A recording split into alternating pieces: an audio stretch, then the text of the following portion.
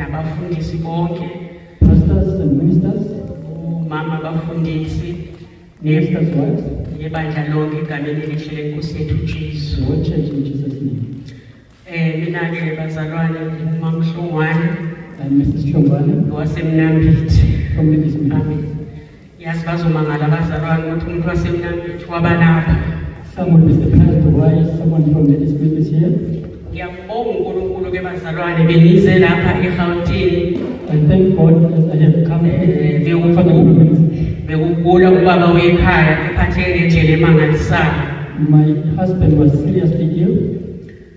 uNkulunkulu wangenzela umusa ke bazalwane ngathi mangifika lapha njena ngamkhulekisa amaRoma 10 bazalwane. Amen.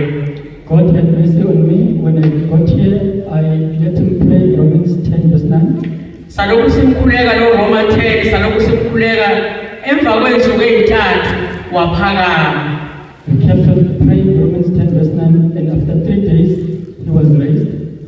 So ngizobonga nje uNkulunkulu bazalwane ngithe mangizwe ukuthi ubaba umpostoli uyeza la eKatlehong ngathi nje angisasali ngiyakhona ngiyobonga nje uNkulunkulu ukuthi ungenzele umusa. I have come here to thank God. When I heard that Apostle Sivan is coming here, I decided to come for the mercy that God has done for me. Ngiyambonga ke bazalwane uNkulunkulu uye waphakama kubaba wavuka wayemsebenzile namanje ngabe size naye kwasho ukuthi uyasebenza. I thank God. My husband rose and walked and then went to work. And if it wasn't because of him working, he would have been here with us. Ngiyambonga uNkulunkulu bazalwane ngoba lebhakeli ke bazalwane lika baba umpostoli ngoba langikhumbuza mhla ngiphenduka ngathola ivangeli bazalwane elinje ngiwumuntu omusha. I thank God for the gospel that Apostle Sivan brought us. It reminded me when I got repented, because I got repented when I was still young. So bazalwane mangizwa leli ivangeli ngathi nayi lento engayithola ngumuntu omusha kahamba ngayo ngaze ngafika eMamaland. When I heard this gospel, I said to myself, this is what I got when I was young until I got married. So ngiyambonga uNkulunkulu ngibona uthando likaNkulunkulu akangithanda ngalo ukuthi azongivuselela.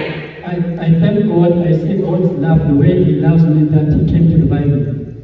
Ukuthi ke bazalwane ngihambile endleleni bahamba abaphathi bethu ngoba ngokuhamba kwabantu abaphambili lihamba ivangeli ubona ukuthi akuselona leliyana engalifika liyikho.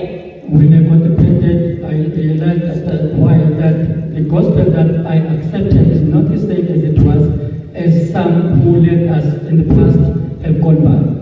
So ke bazalwane ngibonga ivangeli ke laseNtabeni ngendlu kaJehova kuyabonelelwa ngoba lingivuselele nalokuvuma kwezono. I thank God for the gospel of the mountain of the Lord's house that revives people and that demands people to confess their sins. Ngiyambonga uNkulunkulu Nkosi yomsebenzi uJesu I thank God. Kristu inkosi. God bless you, Jesus Christ is Lord.